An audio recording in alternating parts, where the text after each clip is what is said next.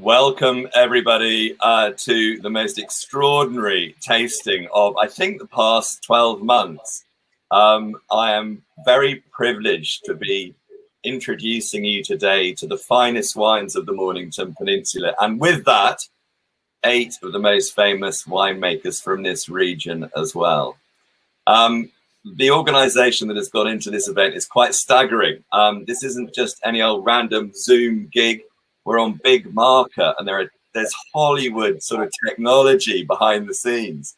I'm amazed with how efficient and how professional the Mornington posse has been, and also Wine Australia's team in the UK in putting this together. And the result of that is that we have, I just heard the numbers, 170 people tuning into this. So this is not only one of the largest fine wine tastings that's happened in the last 12 months, it's also the highest caliber attendees, because I've been privileged to see the guest list. And I just don't know what people are doing in the UK today for the next hour. The wine trade has shut down because everybody is on this particular broadcast. So thank you all for tuning in.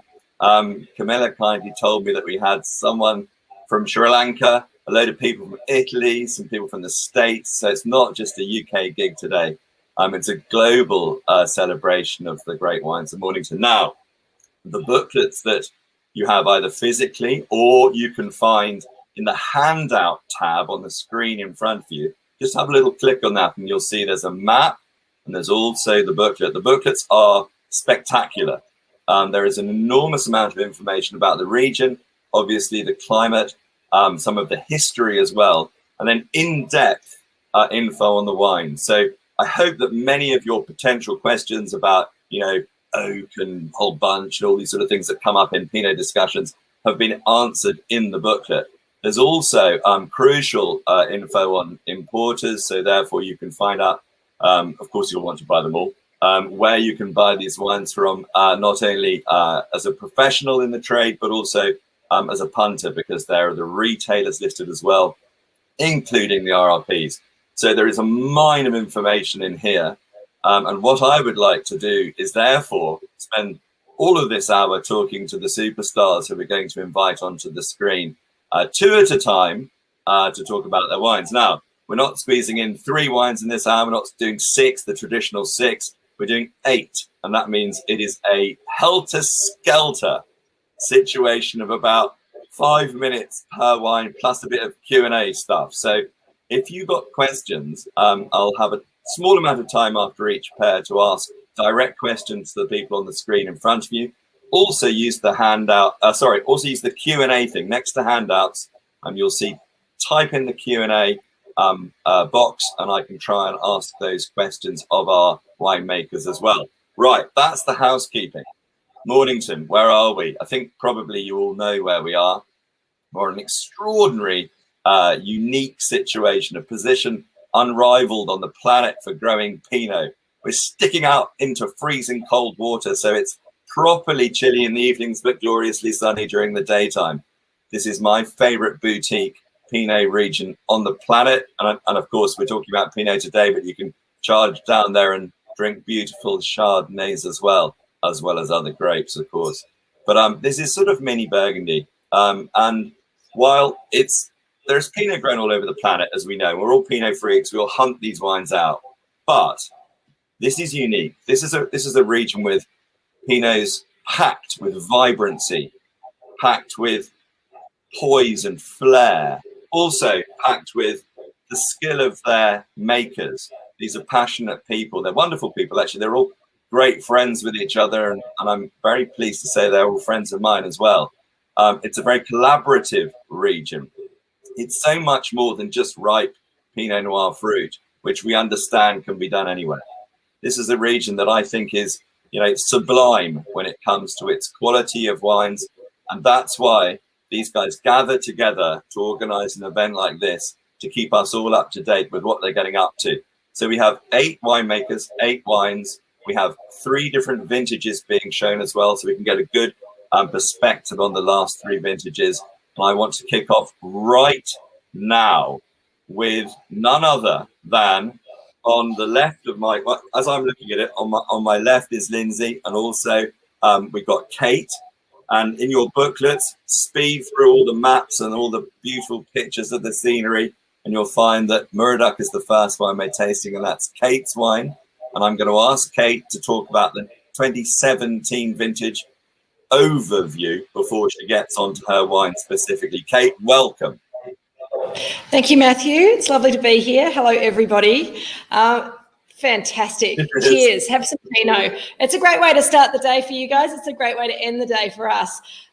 So I'm talking briefly about the 2017 vintage, first of all. And 2017 came after the beautiful 2016 vintage, which was really one of those perfect vintages where everything went right and everything was all kind of cuddly and lovely. And then 17 came along and we had some really difficult weather during flowering and fruit set. I think it might have been slightly more difficult in the north where we are than possibly in the south where Lindsay is, but it was difficult for everyone. And so there was a lot of hen and chicken in particularly in the Chardonnay, but also in the Pinot Noir that developed which made it a tricky vintage because we had beautiful ripening conditions after that difficult start. It wasn't too warm, but it certainly wasn't too cold. Very small crops. Everything sort of ripened slowly and nicely, but we had big and small berries in the bunches, and so very uneven ripening.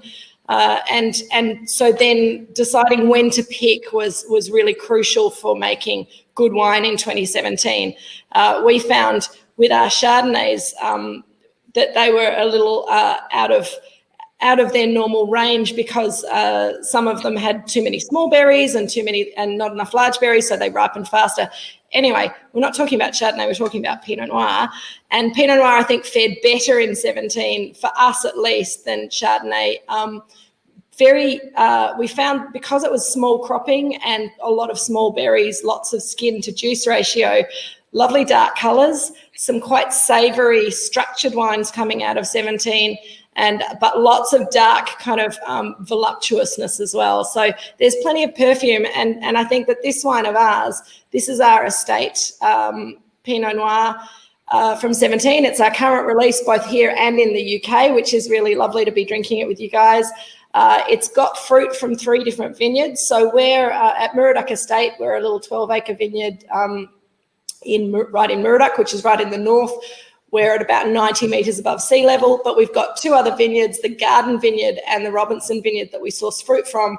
They're all within 5 kilometres of each other, but they all give us different things. And the Garden Vineyard gives us this lovely, dense, rich mid-palate and that lovely weight to the wine. The Robinson gives us some top notes, some red fruit, some red cherry. I always find cherry in our wines, particularly from the north, but all across the Mornington Peninsula. But red cherry and lifted rose petals from Robinson, particularly in 17. And then this lovely savoury, herbal, spicy kind of notes coming from the McIntyre Vineyard.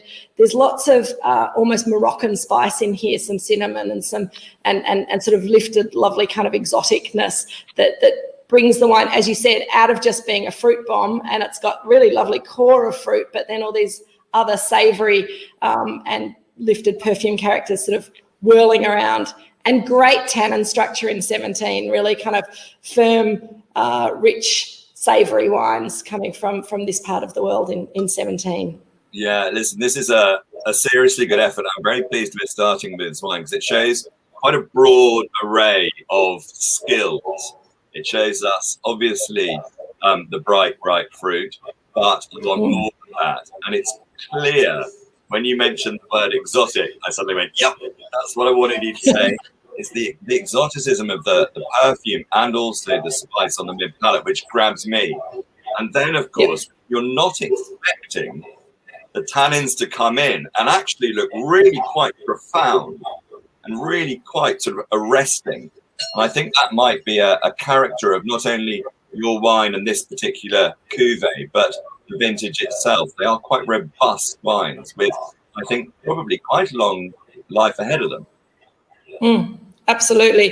And I think also, you know, there's a lot of difference in how people are making Pinot Noir in Australia these days. We're a bit old-fashioned. We think that because of the coolness of our site, particularly in a year like 17, we can work the skins with the juice quite hard. We do pigeage twice a day during active fermentation. So we really love that tannin structure sort of enveloping the sweet fruit and the spices and things. It just kind of brings the wine all together and makes it a better food wine and more mouth-watering. Yeah, we certainly see in the UK with Australian Pinot Noirs and also Kiwi Pinot Noirs that they tend to be drunk quite young. People are a little bit impatient with them. But this is a sure sign that, we're 4 years old and it's still probably not approaching its peak. It's quite a serious wine. In that regard, it has very much an old world shape and size to it, which I think is incredibly exciting. This might encourage people in the UK to actually hang on to the wines for a little bit. Might encourage restaurants to think about that as well. And I'm sure that, with the gastronomic scene in Mornington, which you guys are so proud of, and which forms so much of the heart of your region as well, the wine tourism aspect of it, that people get to see these wines with food more often than we do over here and appreciate that they actually have a similar flavour trail and similar sort of seriousness and density on the palate as you find in the great wines of Burgundy. So what a treat to taste that wine. Thank you so much. Thank you, Matthew. Lindsay, nice to see you, mate. How are you doing? Yeah, good, Matthew. And you? Very well, thank you. Listen, I'm thrilled that your wine is following up Kate's wine because it's a perfect pair within this vintage. Can you please tell us a little bit about your beautiful Paringa? A point I would add to what Kate said about the vintage. 2017 was a later, cooler vintage. So we in fact picked quite late. And I was looking at the dates on the bottle, and the various blocks that we picked ranged from late March into early April, which in fact, if I look back in calendar terms, that's going back to vintages of 20 years ago. And in the recent decade, we've been picking in early March through to mid-March. So it's really harking back to what the cooler vintages of what we did in the past, which we loved. What it means is the fruit was able to hang and to ripen.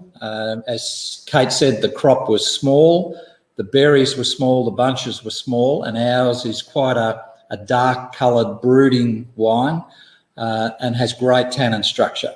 And I think up the hill... Lindsay, wait a second. Lindsay, we lost you for a second there, so could you just repeat the last sentence? I just said the wines have great colour and tannin structure. Yeah.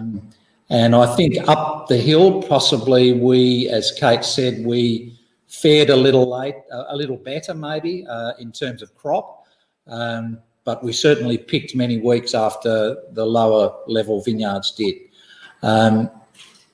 I think we've moved on to 2018 as our current wine down here, and tonight is the first time I've tasted this wine for probably many months, and I love really the texture, the tannins, and the savoury sort of dark fruit that the wine has. I think it's a classic Paringa style. No nonsense whatsoever. Confronts you directly in the glass. Masses of richness. And I saw, you were not aware of this, I'm sure, but whilst Kate was talking, you had a good few sips to yourself there, Mr. McCall. Itching to talk about this wine. And I'm not surprised. I do see similarities between the two, but they're just on the back of the palate. And so perhaps that's a bit of a vintage signature. It's this really fine tannin, really, really beautiful skin-derived sort of tannin. But otherwise, leading up to that moment, there is typical Paringa bombastic, explosive flavors, coupled with this. It's not a fruit bomb. You don't make fruit bombs. You make incredibly densely packed but medium weight wines. And as you know, I love the style. Having met you back in Sydney when I was judging, when I had to give you, I don't know how many trophies I had to hand over to you. It was getting 6. Yeah, getting a bit boring, to be honest. But yeah, way back then, that was the style that I recognised that you made, and this is a really lovely reminder of that beautiful structure and grandeur that you get from your wines. There's a question that's popped up on the screen that says, which clones do you guys use? Can you answer that individually? So, Kate, what clones have you used in your wine? This one has quite a lot of MV6 in it, but also has some 777, a little bit of 667. There's a little bit of Pommard in there as well. And there is also some of the old Davis clones that we planted originally, and I'm not even sure what clones they are, but we decided that after 30 years of giving them their best chance, we've in the last couple of years pulled them out and planted more MV6 because we think that works best in our space. And Lindsay, what about you? And ours is predominantly from our Collins Road vineyard. This is I think around 60 to 70% MV6. But there is a proportion of 777. There's also D2V6 or the old G5 V15, which we have at Paringa. They're the predominant clones. Yeah, fabulous. And Simon Woods has asked a question, which I think is sort of a really beautiful one for you, Lindsay. What is classic Paringa style? Well, you said that, Matthew. You should be answering. I know. I think I've always endeavoured to get power and weight into my Pinots. I remember way back 30 years ago that Australian Pinots were seen as light and lolly water, and I've always endeavoured through vineyard management and winemaking to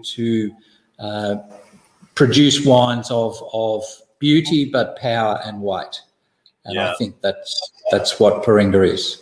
I've always said about you that you make Pinot with Syrah hands and Syrah with Pinot hands, and somehow the two wines don't meet, but they are a little closer than one might expect, and I think that's what I love so much about your wines.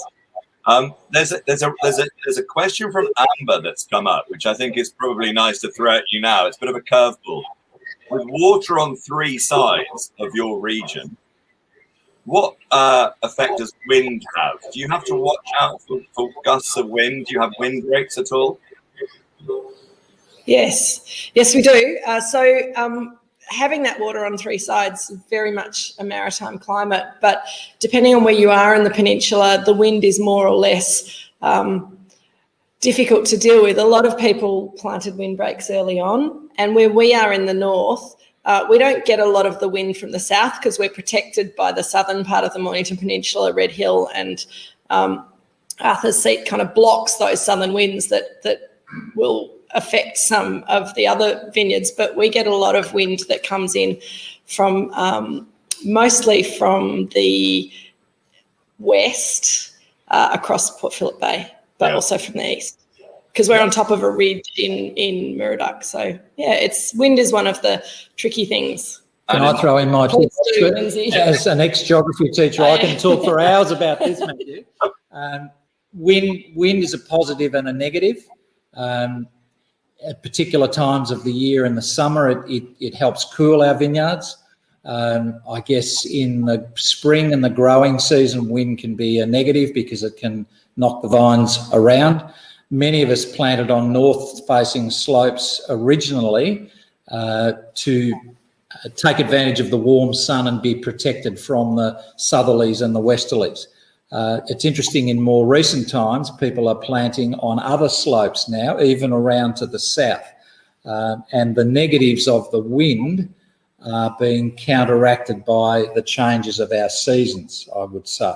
Yeah. So it's not just be on the north side now. You can plant on other slopes, but you have to take into account those winds, yes. Got it. Thank you very much. Now, we're going to ask you to shuffle off. I know that this is a rather strange no shoes presentation from the Mornington Posse, so that they don't make a noise. So will you please pop it?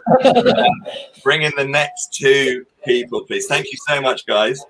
Thank you. Thank you. Right, next up, we have Martin Spedding from 10 Minutes by Tractor, who's dressed up for the evening. Thanks for that, Martin.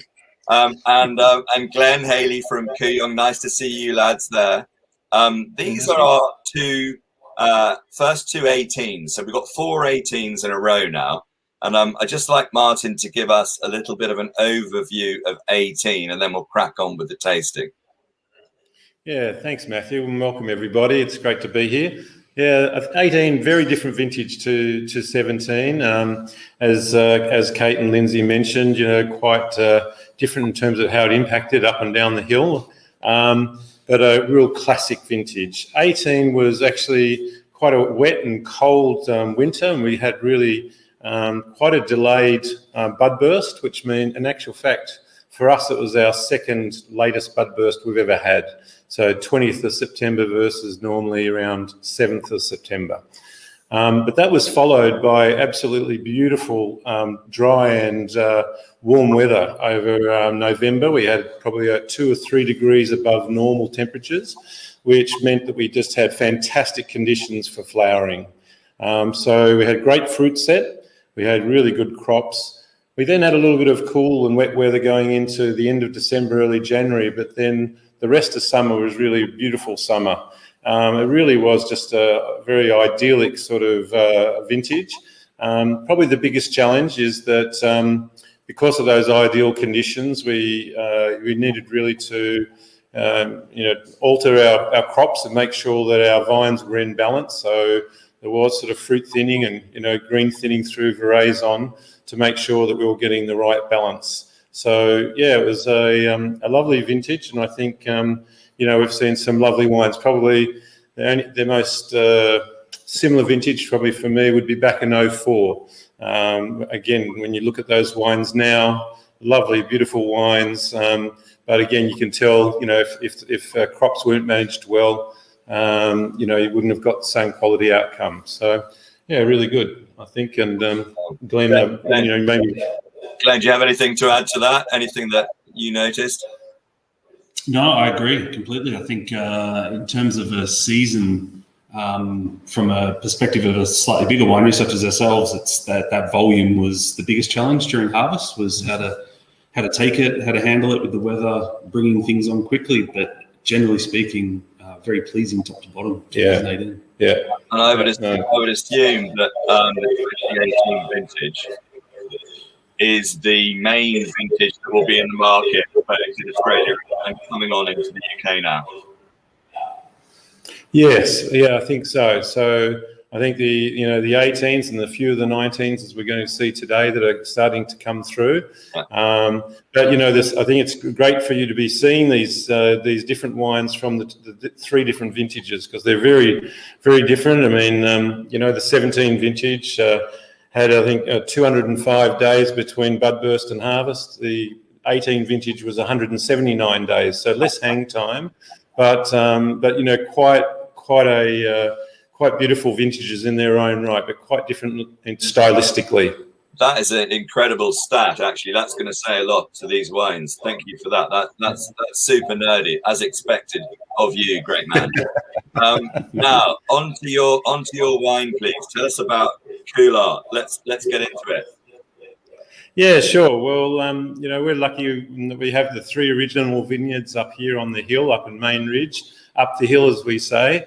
And we also have this vineyard down the hill. And I think I've shown many times in the UK those Wallace, Judd and McCutcheon wines. And I think what's fascinating about Peninsula is this incredible diversity of climate that we have, which is that difference in elevation, different in aspect, different in soils, the red volcanic soils up here, the sort of sandy or duplex soils down the bottom of the hill, more rain up the hill, less rain down the hill, and those different influences from the water.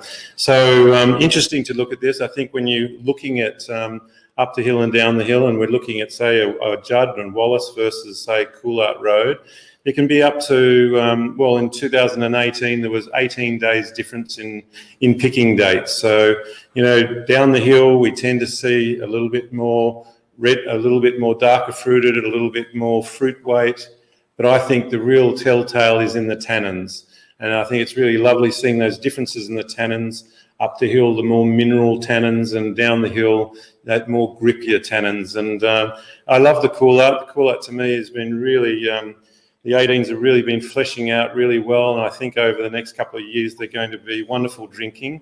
They've got this real sort of lusciousness to them, and the tannins are starting to soften out. There's still a bit of grip there, of course, but there's a real sort of earthiness and sort of bracken character as well. This wine we had about 20% whole bunch that we included in the wine, and I think that's sort of added to that sort of exotic character of the wine, and you've got some of that spiciness, and up the hill we quite typically get that Asian 5-spice and sort of potpourri type character. I think this is a little bit more exotic, and hopefully you're enjoying it.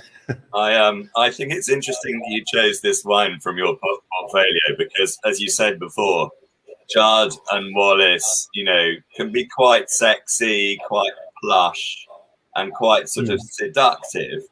And yet you've gone for the slightly more sort of esoteric, slightly more contemplative style, which I think is wonderful because I imagine, I don't know, but this is probably the wine that people know the least from your range.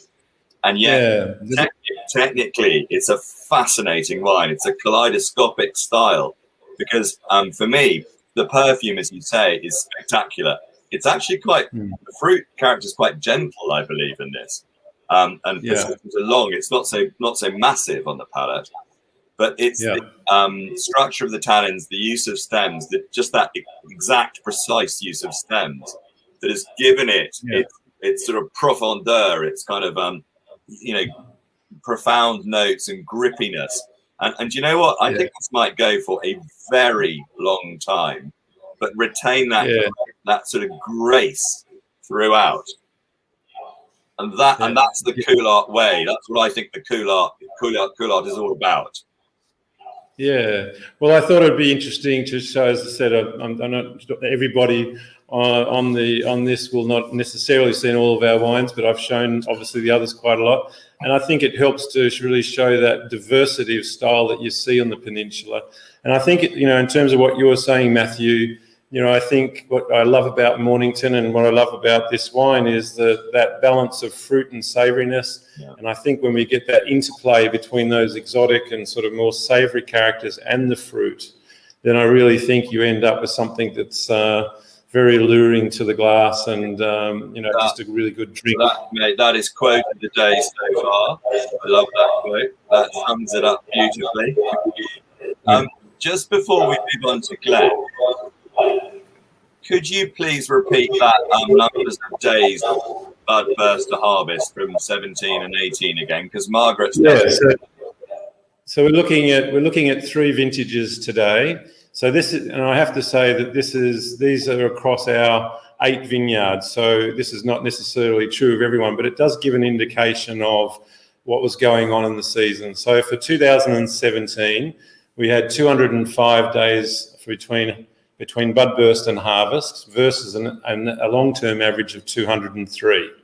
In 2018, we had 179 days, and 2019, it was 173 days. And look, hang time isn't everything, and it's not, that's obviously a consideration. We obviously looking for more hang time, and as long as the fruit is in good condition, and we're obviously getting that lovely phenolic ripeness. I think, as Lindsay said earlier, the 17s were sort of that phenolic ripeness was earlier, so the alcohols were lower. But it does sort of help to explain those differences in the vintage and what all these different things meant in terms of how long the fruit was actually out there. Brilliant, utter perfection. Right, Glenn, you're up. We're on to your beautiful Kooyong Pinot. Can you please tell us the story and also a little bit about how this wine fits into your portfolio?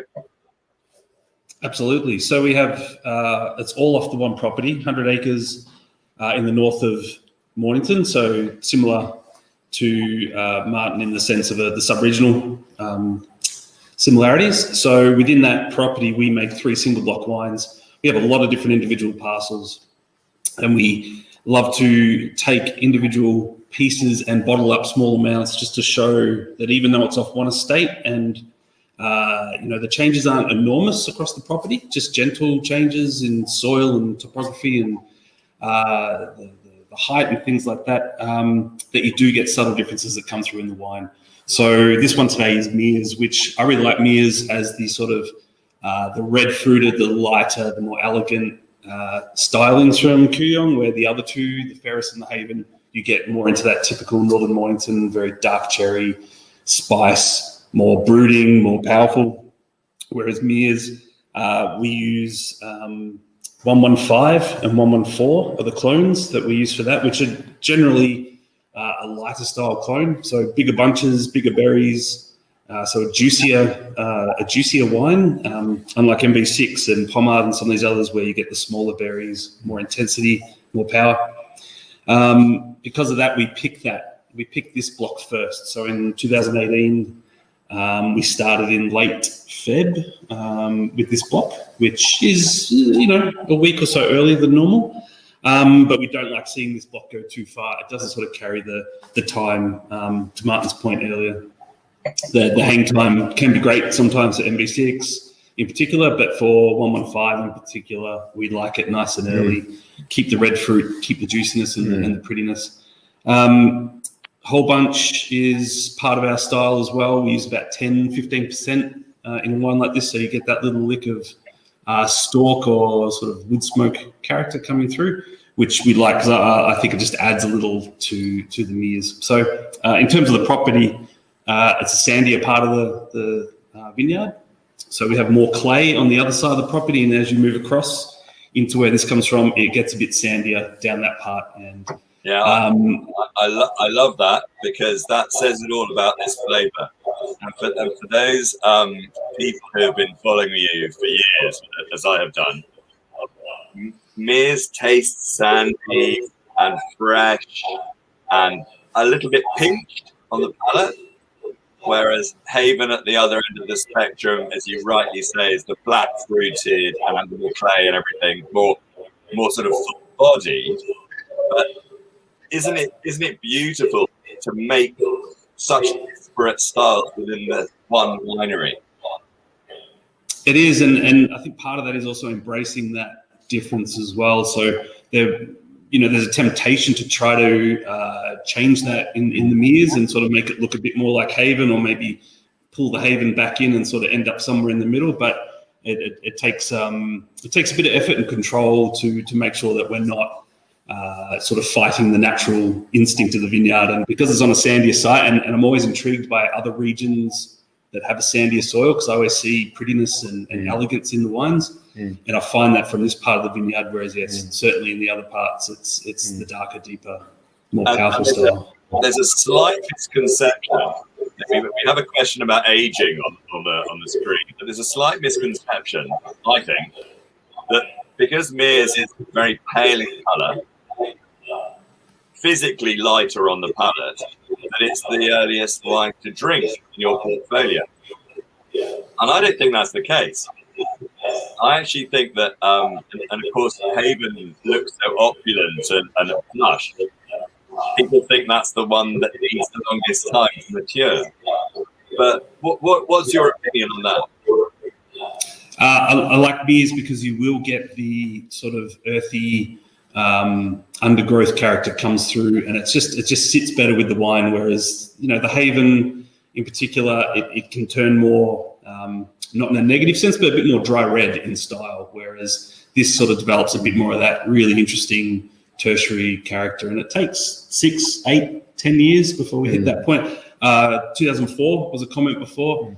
2004 Mears it's a little past its peak now, but it was drinking beautifully up to about 10, 12 years, something along those lines. Yeah, that is such a good comment. Very nice to figure out the drinking window and to allow these wines more time to perform as they should, really. Guys, thank you so much, you two. Shuffle off, and please ask the pair to come along. Thank you, Matthew, and thank you everyone for coming. Yep.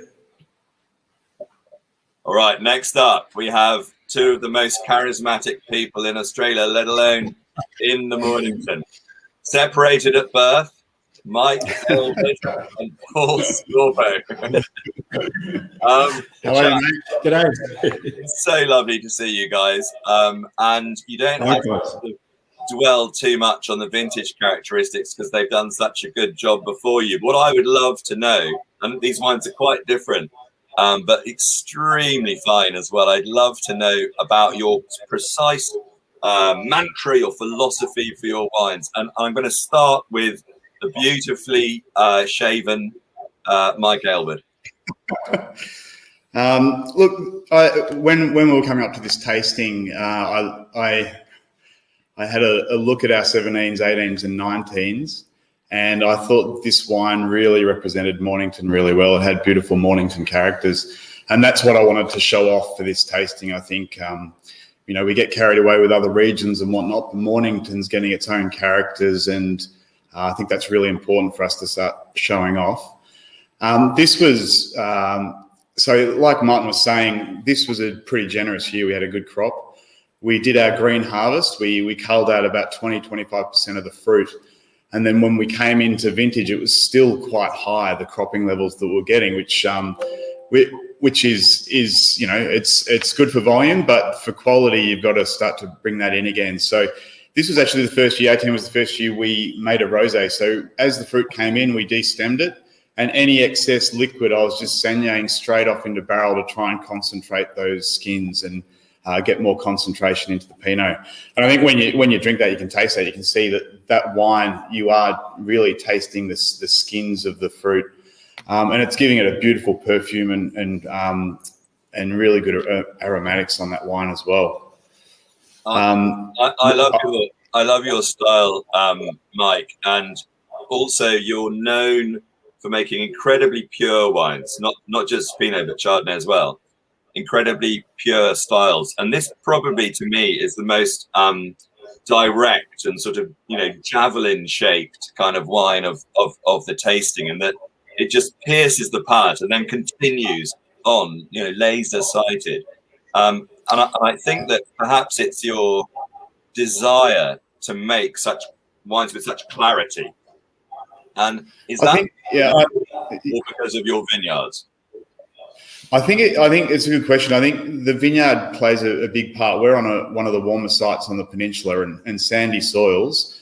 We get beautiful airflow through there, which cools the site down.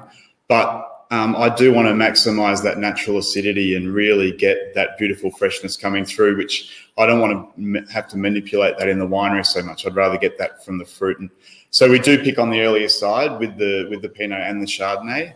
And this wine has very little new oak in it. So I like to use large format barrels to sort of preserve the fruits, but very little new oak to sort of come in and detract from those beautiful perfumes. So hopefully that's what you're seeing with this bracket of 18s for Mornington, is you're getting these beautiful, lovely perfumes coming through and nice red fruits as well. That's what I see as the real characters of Mornington.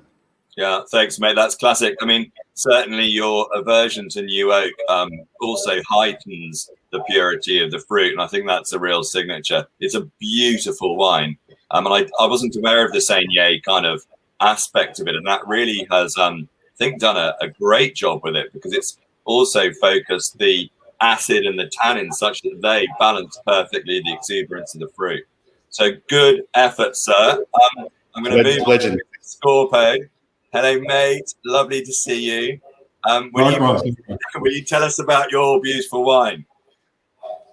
Yes. Well, the only thing I'd add with the vintage is that it was really benign. So if you didn't make excellent wines, you know, it was hard not to make really wonderful wines. It was a really generous vintage. This wine, we have two. This is from the family vineyard. And we have two Pinot vineyards. One's the original plant at MV6, which, as in terms of aromatics, gives wonderful perfume and earthiness to the wine. And the second vineyard, and that was planted in 97, and to 2,500 vines per hectare. In 2013, I planted a high-density vineyard with 10,000 vines to the hectare. So this is 80% is MV6 and 20% is the Able or gumboot clone. And one of the things that Australia was criticised over the years was the Pinots with the problems, with possible problems, which I don't believe are there with middle palate. But certainly there's a complexity of that Able vineyard that really complements the MV6. And you finish up with wonderful aromas and really earthy tones, verging on even meaty and meaty elements to it, and wonderful spice. And already you're starting to get in that wine. Those the tannins are starting to form those long chains. They're really silky and fine, but graphite-y, grippy tannins in there. So that's, I think, also gives the wine its character, and it's the vineyard that produces it. The other thing, that there's a real purity to the 18s, which you see there, and a very, very fine and complementary, mouth-watering, refreshing acid that really balances that wine out. Yeah, I think you're right about the acid and the finish. I think if you could look at the wine backwards on the palate, the entry would be shocking and kind of like would snap your palate to attention, and then it would be mellow and smooth all the way to the initial fruit flavor. So when you turn it back around and you experience it in real time, it's so dramatic. And the wines are so pretty and beautiful, but they're so stern and upright and so correct. And I just don't think those characters. Yes, they're still showing that vibrancy of youth, aren't they? Yeah. But I think these are wines that are going to develop beautifully with time, and there'll be further integration of acid and fruit.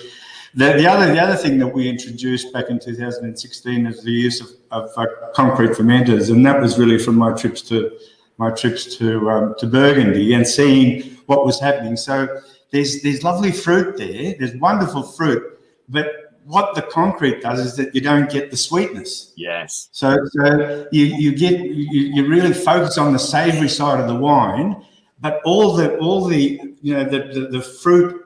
The fruit is there, especially on the nose, which is where you really smell the fruit rather than the palate. And also, I think what happens is that this wine is showing another element of concrete, which I think is good for Pinot, in that there's plenty of volume there, but they're not big wines. Yeah, they're really refined and precise and very linear. The palate there is still very, very linear. And there's one thing whilst you're on that I think is important to state, and that is that there's quite a broad range of prices of the wines today. We've got from sort of £20 up to £60 wines, and yet each estate makes a portfolio of Pinots. I know that you have one, Marion, which is less than 20 quid. And I think this is an extraordinary benefit to your region to have wines that people can get into at a good value price and then move up the ladder. Well, yes, I think Marion punches well above its weight. I get in the trade sometimes I'm criticised with the Marion because it's structured and it's got wonderful, it's too tangy. It's too good. And, okay, well, just go and get another one. Don't buy Marion or don't buy my wines. All my wines historically, and that's a family thing. The wines have got to have structure, and we talk about phenolics is all about what happens with the tannins and how you handle them. We're a lot. And one of the first ones I released, the 2001 Pinot, was described by Hugh and Hook as the biggest Pinot that came out of the peninsula. And And so we're not scared of tannins, you know, and these tannins are wonderful. They're silky and they're grippy and all those sorts of things. Listen, one question before you guys trip off. Thank you so much for all that information. Just tell me about your high density plantings again. What was the stats on that? The high density, 10,000 vines to the hectare. Older volcanic soils, 10% iron in them. So that, you know, they'll age, hopefully they'll age beautifully. I've only, the first one was 2016, and 2016 was the first year I introduced it to the estate. So the estate now every year has about 20%. But, you know, that vineyard, you can taste it in the grapes. The quality of the grapes are extraordinary, and hopefully we don't stuff up in the winery. Brilliant, guys. Look, that was an awesome presentation. Would you quietly move aside and bring on the final pair? Thanks, and thanks for watching, you guys, in the background. Right, now we're bringing on Rollo Crittenden from Crittenden Estate. Here he comes. And also Mike Simons from the awesome pioneering Stonia. Guys, this is a 19 vintage pairing. And so, Rollo, I'd love you just to give us a quick overview of the 19 vintage. Yeah, no worries. Happy to, Matthew. So 19 started in a pretty similar way to 17 in many ways, in that there was pretty poor weather over the flowering period. I think that it's a little bit flipped in that it probably affected the higher altitude vineyards more than the lower altitude vineyards. So yields were down across the board, not devastatingly, but certainly down on what would be determined to be average. And then from there on, it was relatively smooth sailing. It was a really nice summer, beautiful weather. It was probably on the warmer side than we would normally see, but lovely ripening weather lovely growing weather. And then towards the end of February and certainly as it rolled into March, there was a few heat spikes. And so I guess that really did put pressure on the entire region, because towards that sort of tail end of ripening, the sugars did spike a little bit, and there was a little bit of a frenzy to harvest. And I think it was across the board, universally, we would say it was a fantastic vintage, but just a little frenzied in that harvest with the heat spike that we experienced. Yeah, fair enough. Mike, do you have just briefly anything to add to that? Yeah, look, I think, I certainly agree with what Rollo said. I think the other thing was very dry. So it was one of the driest seasons in the last 15 years. And between January and March, we only had 35 mils of rain. So that's the driest on record for that period. It was actually a cool February, but that warm weather at the end of February did bring on things, and very frantic. We picked all our grapes in 3 weeks. So good. Still too much from it. 2 years later. Right. Rollo, tell us about your wine. Yeah, absolutely. So this is our 19 Zama Pinot. So I guess this is, I'm second generation, and my parents planted the vineyard in 1982. And I guess this is the culmination of that entire period. But in many ways, it's the culmination of really sort of 10 years prior. We had a bit of a revelation around about sort of 2008, 2009, and that we had a few issues in our vineyard, and we decided to put a lot of energy into the vine health from there on. And so we have a broad philosophy of soil health, looking very much after the microbial layer, really looking after, doing a lot of composting, green mulching in the vineyard. And I think that's really flowed through to the wines. And what in many ways I feel that this wine is a representation of that effort, in that it's very much a wine that's made hands-off in the winery. We use very little new oak, very little maceration. We do use a component of whole bunch, as you can see in the notes. But the philosophy there is that with what we've been doing in the vineyard and the health of the fruit that we're growing, we have the confidence now to really ease right back in the winery. We're not trying to compensate for anything that we missed earlier. So I really think that this Pinot shows a degree of elegance that we're very proud of. We are in the more northern part of the Mornington Peninsula, although over to the western side, so the Port Phillip Bay side. And I think that we're known, even though we are in the warmer area, for fragrant Pinots, very elegant, but still lovely fruit and nice concentration, and also lovely tannin structure. And I think that, again, that comes from the fruit health and the phenolic ripeness that we get without now trying to achieve higher alcohols. We can pick at lower alcohols and still get that flavour ripeness that we're striving to achieve. Yeah, I think it's incredibly clean, this wine. It's so precise. I think it's, if you don't mind me saying, it's one of your finest vintages to date. I can see a lot of other elements from other vintages coming together in this wine. And I don't mean that from a climate perspective, I mean it from a style perspective. You've managed to capture the perfect level of fruit, exactly the right sort of oak and acid and tannin. And I think leading the way, that the nose is sensational. I think it's a beautiful, beautiful wine. Well done, sir. Mike, tell us about Stonia. So thanks, Matthew.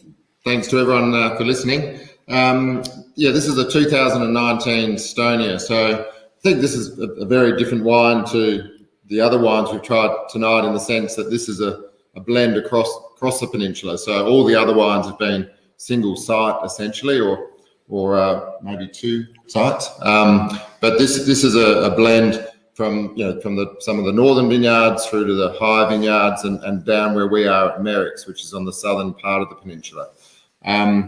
This is a wine that I suppose we always judge by a little bit. So we always release this a little bit nervously, because it's got a nice history over the last 35 years, and over that time, it's the same vineyards, but with a few extra vineyards added along the way. And the vines that go into this are sort of average 25 to 30 years now. So and we treat it obviously with a lot of respect, with little ferments, little 2-ton ferments, and I suppose we're always trying to build some structure into this and keep the freshness, balance that structure and freshness that you're drinking Pinot Noir. You want to get that fresh and the aromatics that we get down here. So and we employ a little bit of whole bunch. We like whole bunch a lot in our wine. So this has 5 to 10% of that.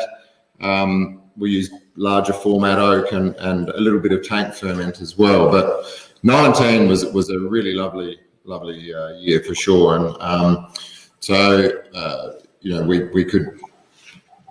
we didn't have a lot of time because we had to get things through quickly. So we probably did a little bit less whole bunch than we would normally like to in the 19 vintage. So there's probably about 40 different batches that go into this wine. So, yeah.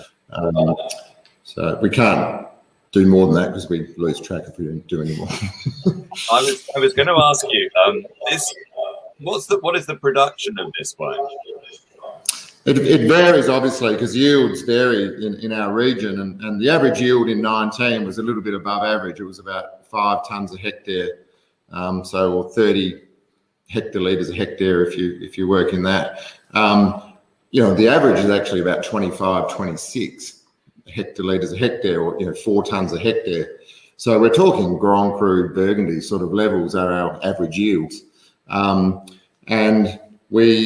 so the average production is around 10,000 dozen.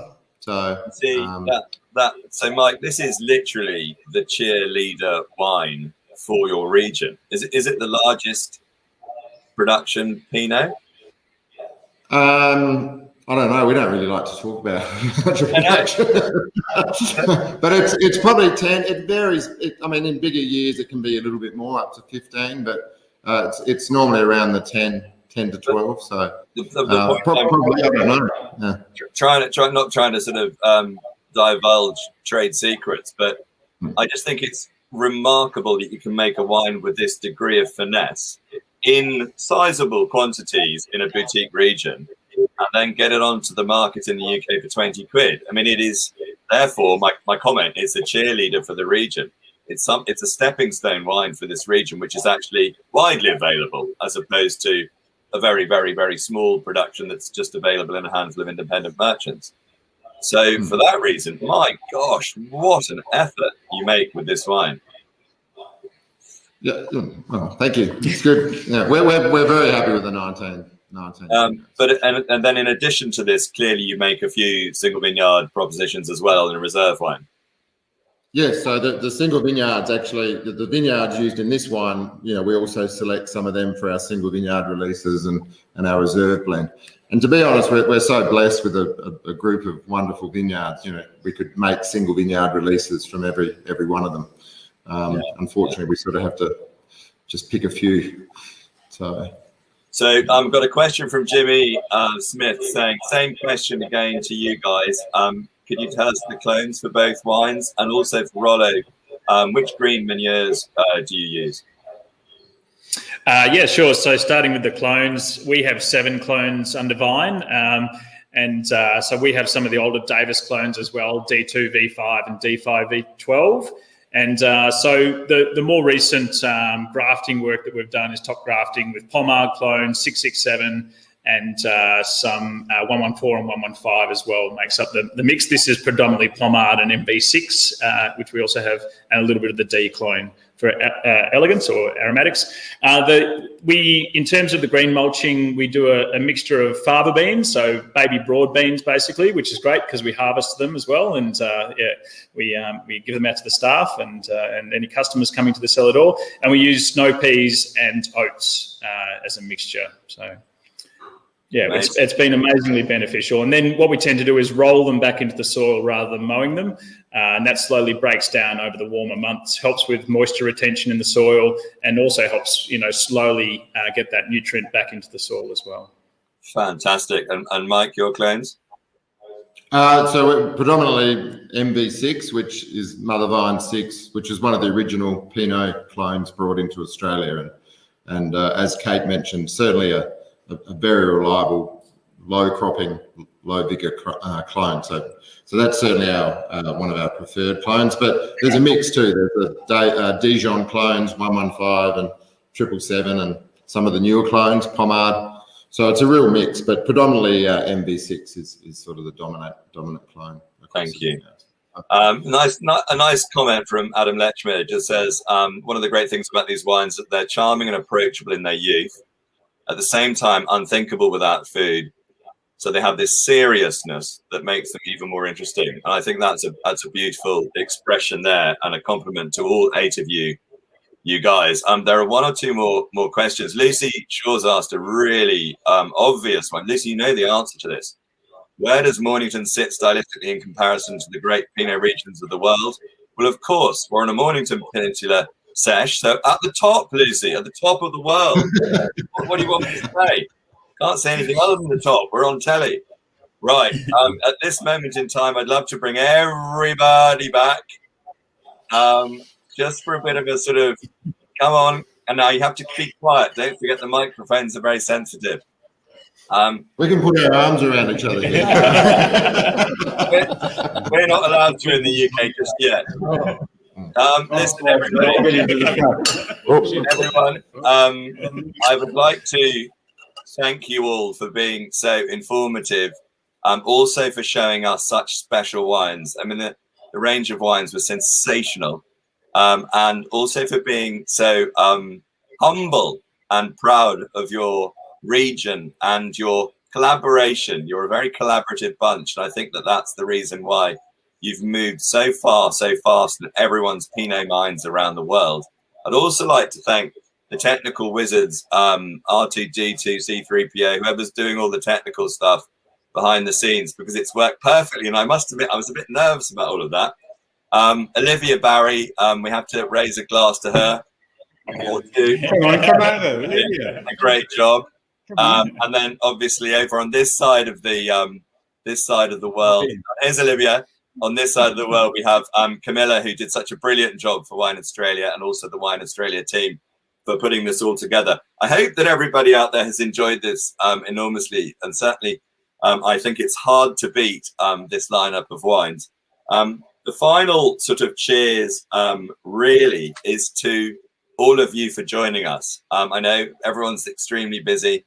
There are lots of Zooms and online stuff, things happening all the time at the moment because of the situation we find ourselves in. But I bet this is the best one you've had in the last 12 months. It certainly has been for me. Cheers, everybody. See you all. I hope. Cheers, and thank you. Thank you. Thank you, Lots of guys. love. Cheerio. Thanks, Matthew.